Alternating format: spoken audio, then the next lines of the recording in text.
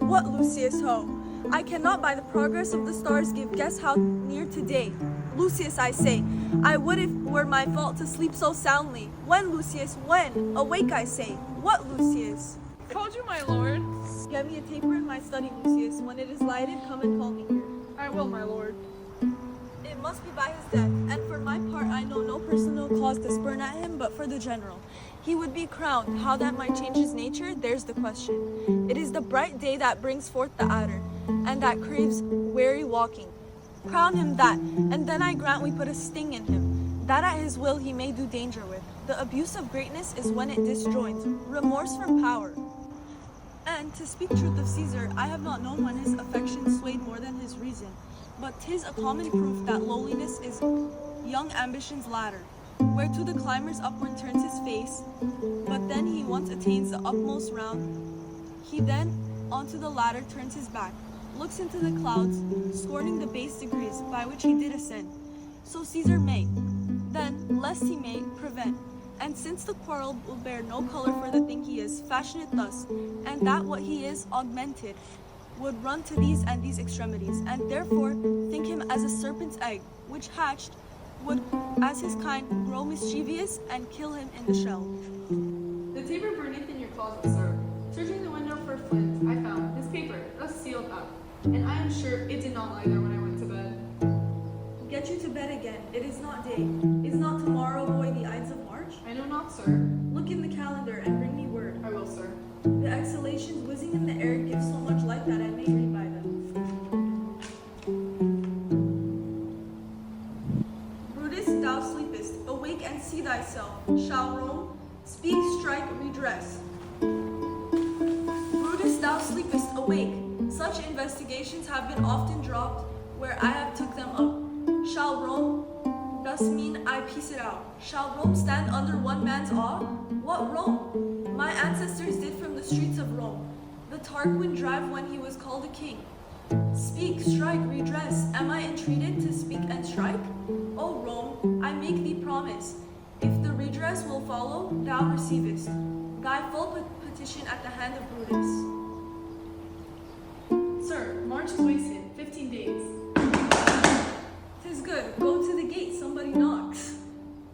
Since Cassius first did wet me against Caesar, I have not slept. Between the acting of a dreadful thing and the first motion, all the interim is like a phantasma or a hideous dream. The genius and the mortal instruments are then in council, and the state of man, like to a little kingdom, suffers then the nature of an insurrection. Sir, this your brother, Cassius, at the door, who doth desire to see you. Is he alone? No, there's many of them. Do you know them? No, sir, their hats are plucked about their ears, and half their faces buried in their cloaks, that by no means I may discover them, by any mask of favor. They are the faction. O conspiracy, shamest thou to show thy dangers know by night, when evils are most free? O then, by day, where wilt thou find the cavern dark enough to mask thy monstrous visage? Seek none, conspiracy. Hide it in smiles and affability. For if thou path thy native semblance on, not Erebus itself were dim enough to hide thee from prevention. I think we are too bold upon your rest. Good morrow, Brutus. Do we trouble you? I have been up this hour awake all night. Know I these men that come along with you? Yes, every man of them, and no man here, but honors you and every one doth wish. You had but that opinion of yourself, which every noble Roman bears of you. This is Trebonius.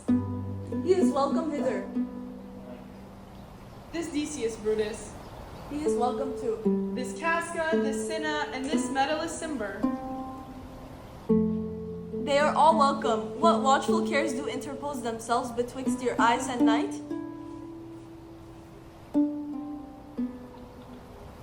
Shall I entreat a word?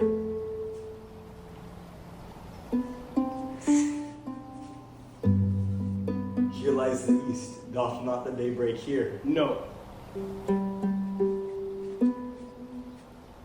Oh, pardon, sir, it doth. And you, gray lines that front through the clouds, are messengers of day. You shall confess that you are both deceived. Here, as I point my sword, the sun arises, which is a great way of growing on the south, weighing the youthful season of the year. Some 2 months hence, up higher toward the north, he first presents his fire, and the high east stands as the capital directly here. Give me your hands all over, one by one. And let us swear our resolution. No, not an oath. If not the face of men, the sufferance of our souls, the time's abuse. If these motives weak, break off betimes, and every man hence to his idle bed. So let high-sided tyranny range on, till each man drop by lottery. But if these, as I am sure they do, bear fire enough to kindle cowards and to steal with valor the melting spirits of women, then countrymen, what need we any spur but our own cause to prick us up to redress? What other bond than secret Romans that have spoke the word and will not palter? And what other oath than honesty to be honesty engaged? That this shall be or we will fall for it. Swear priests and cowards and men cautelous, old feeble carrions, and such suffering souls that welcome wrongs. Unto bad causes swear, such creatures as men doubt, but do not stain the even virtue of our enterprise, nor the insuppressive metal of our spirits. To think that or our cause or our performance did need an oath, when every drop of blood that every Roman bears and nobly bears is guilty of a several bastardy, if he do break the smallest particle of any promise that hath passed from him. But what of Cicero? Shall we sound him? I think he will stand very strong with us. Let us not leave him out. No, by no means. Oh, let us have him, for his silver hailers will purchase us a good opinion, and by men's voices to commend our deeds. It shall be said that his judgment ruled our hands. Our youths and wildness shall no whit appear, but all be buried in his gravity. Oh, name him not, let us not break with him, for he will never follow anything that other men begin. Then leave him out. Indeed, he is not fit. Shall no man else but Caesar only be touched? Decius, well urged. I think it is not meet Mark Antony, so well beloved of Caesar, should outlive Caesar. We shall find of him a shrewd controvert, and you know his needs. If he improve them, may well stretch so far as to annoy us all, which to prevent. Let Antony and Caesar fall together. Our course will seem too bloody, Caius Cassius, to cut the head off and then hack the limbs like wrath and death and envy afterwards, for Antony is but a limb of Caesar. Let's be sacrificers, but not butchers, Caius. We all stand up against the spirit of Caesar, and in the spirit of men there is no blood. Oh, that we then could come by Caesar's spirit and not dismember Caesar. But alas, Caesar must bleed for it. And gentle friends, let's kill him boldly, but not wrathfully. Let's carve him as a dish fit for the gods, not hew him as a carcass fit for hounds. And let our hearts, as subtle masters do, stir up their servants to an act of rage, and after seem to chide them.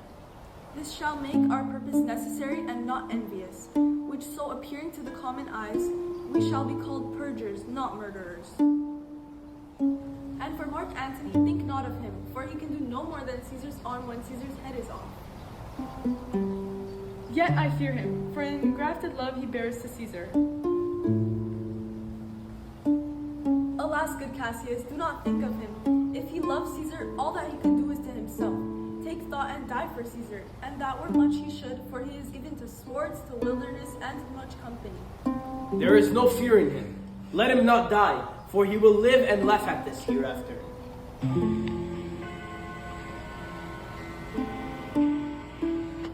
Peace, count the clock. The clock hath stricken 3. 'Tis time to part. Never fear that. If he be so resolved, I can oversway him. For he loves to hear that unicorns may be betrayed with trees, and bears with glasses, elephants with holes, lions with toils, and men with flatters. But when I tell him he hates flatters, he says he does.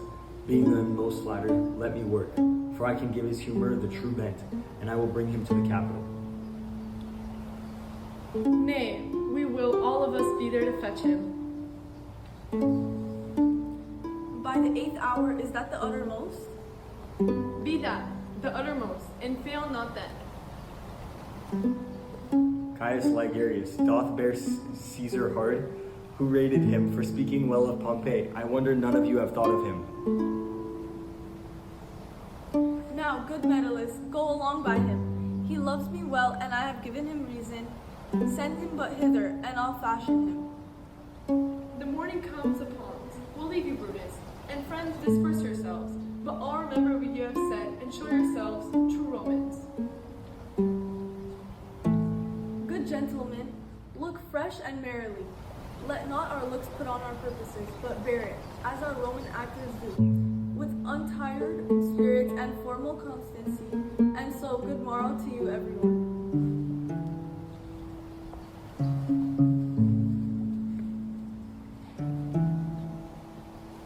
Brutus, my lord. Portia, what mean you? Wherefore rise you now? It is not for your health thus to commit your weak condition to the raw cold morning.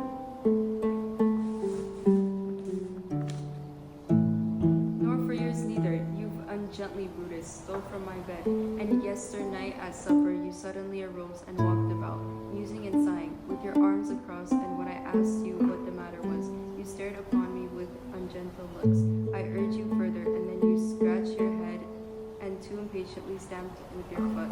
Yet I insisted, yet you answered not, but with angry wafture of your hand gave sign for me to leave you. So I did, fearing to strengthen that impatience which seemed too much enkindled, and withal hoping it was but an effort of humor, which sometime hath his hour with every man. It will not let you eat, nor talk, nor sleep. And could it work so much upon your shape, as it hath much prevailed on your condition, I shall not know you, Brutus, dear my lord. Make me acquainted with your cause of grief. I am not well in health, and that is all. Brutus is wise, and were he not in health, he would embrace the means to come by it. Why, so I do. Good Portia, go to bed. Is Brutus sick? And is it physical? To walk unbraced and suck up the humors of the dank morning? What is Brutus sick? And will he steal out of his wholesome bed to dare the vile contagion of the night, and damp the roomy and unpurged air to add unto his sickness? No, my Brutus, you have some sick offense with your mind, which by the right and virtue of my place I ought to know. And upon my knees I charm you by my once commended beauty, by all your vows of love, and that great vow which did incorporate and make us one, that you unfold to me yourself your half, why you are heavy, and what men tonight have had resort to you. For here you have been some 6 or 7 who did hide their face even from darkness. Kneel not, gentle Portia. I should not need if you were gentle, Brutus. Within the bond of marriage, tell me, Brutus, is it expected I should know no secrets that appear to you? Am I yourself, but as it were in sort or illumination? To keep with you at meals, comfort your bed, and talk to you sometimes, dwell, I but not in the suburbs, of your good pleasure? If it were no more, Portia is Brutus's harlot, not his wife. You are my true and honorable wife, as dear to me as are the ruddy drops that visit my sad heart. If this were true, then should I know this secret. I grant I am a woman, but withal a woman that Lord Brutus took to wife. A woman well reputed, Cato's daughter. Think you I am no stranger than my sex, but so fathered and so husbanded. Tell me your counsels, I will not disclose them. I have made strong proof of my constancy. Give myself a voluntary wound here in the thigh, can I bear that with patience and not my husband's secrets? O you gods, render me worthy of this noble wife. Hark, hark, one knocks. Portia, go in a while, and by thy bosom shall partake the secrets of my heart. All my engagements I will construe to thee, all the charactery of my sad brows, leave me with haste. Lucius, who's that knocks? Here is a sick man that would like to speak to you. Caius Ligarius, that Metellus spoke of. Boy, stand aside. Caius Ligarius, how? Vouchsafe good morrow from a feeble tongue. Oh, what a time have you chose out, brave Caius, to wear a kerchief. Would you were not sick? I am not sick. If Brutus have in hand any exploit worthy the name of honor. Such an exploit have I in hand, Ligarius. Had you a healthful ear to hear of it? By all the gods that Romans bow before, I here discard my sickness. Brave son derived from honorable loins, thou like an exorcist hast conjured up. My mortified spirit now bid me run, and I will strive with things impossible. Yeah, get the better of them, what's to do? A piece of work that will make sick men whole. But are not some whole that we must make sick? That must we also. What it is, my case, I shall unfold to thee as we are going, to whom it must be done. Set on your foot, and with a heart new fired I follow you. To do I know not what, but it sufficeth, that Brutus leads me on. Follow me then.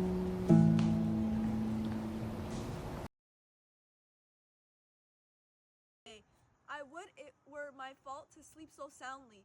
When, Lucius? When? Awake, I say. Bro, fucking turn off! Get me a taper in my study, Lucius. When it is. Why are you laughing? And he lurks in the shadows, hunting his prey, waiting for the perfect time to grab the jigger.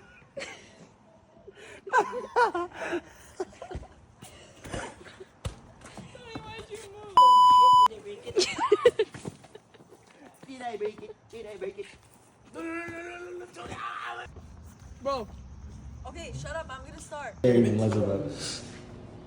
Wow. Okay, Shut up! what the flick, dude? Brave son derived from honorable lions, thou like an exorcist hast conjured up. Exorcist. An exorcist. An exorcist? Amen. How can she wear this and have to wear all this? Sorry. Look at this dude. Wait till you see. Daybreak here. No. No. No. I can clench my fist too. No, you just ruined it.